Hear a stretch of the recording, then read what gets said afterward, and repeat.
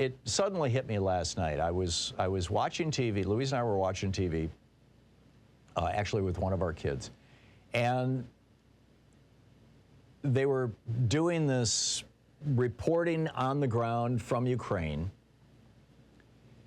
And I got this incredible feeling of deja vu. You ever get these, you know, like you're watching a show and it's like, I've seen this before. And it suddenly hit me. I remember in the mid-1960s, I'm talking 65, 66, maybe even 64, I remember being told how terrible the North Vietnamese were. How they were communists and they were committing atrocities and they were trying to take down South Vietnam, blah, blah, blah. You'll recall Vietnam was partitioned when, I believe it was when the French failed in their attempt to seize the country. And I then also remembered, so, you know, we were prepared for the Vietnam War back in the 60s. And those of you old enough to remember it know what I'm talking about. And then in 2003, and well, throughout the entire year of 2002, George W. Bush and Dick Cheney tried to prepare us for the war in Iraq. We were being sold a war.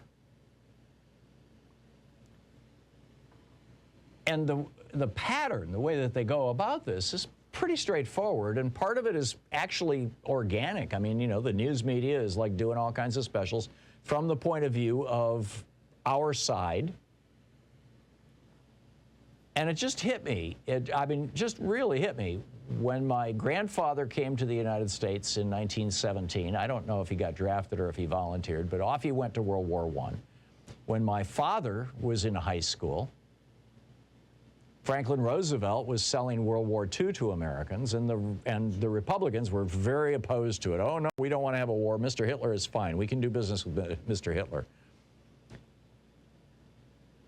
So in my grandfather's lifetime, we were sold a war.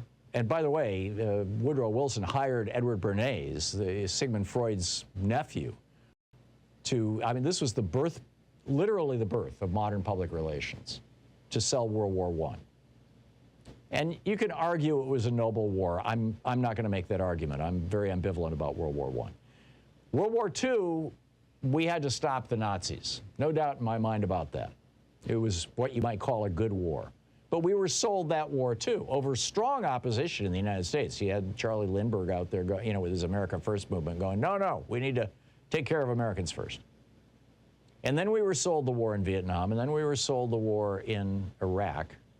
And now it seems to me that we're being sold a war in Ukraine. Now, let me be very clear about this. I think our involvement in the war in Ukraine is more like World War II than it is like Vietnam or Iraq. In other words, we're on the good side. I think Russia is taking the position with regard to Iraq that we took with regard to both, excuse me, Russia is taking the position with regard to Ukraine that we took with regard to both Iraq and Vietnam. In other words, we were the aggressors, we were breaking international law, we were violating international norms, and we got sold that. Russia is now trying to sell this war to their people the way that George W. Bush and Lyndon Johnson lied us into the wars in Vietnam and Iraq. So I confess to a very, very high degree of ambivalence about this. In other words, I'm seeing that we're being sold a war, essentially. And I'm thinking probably it's an appropriate war, which I never thought I would say. I never thought I would see that in my lifetime. I thought World War II was the end of that kind of thing.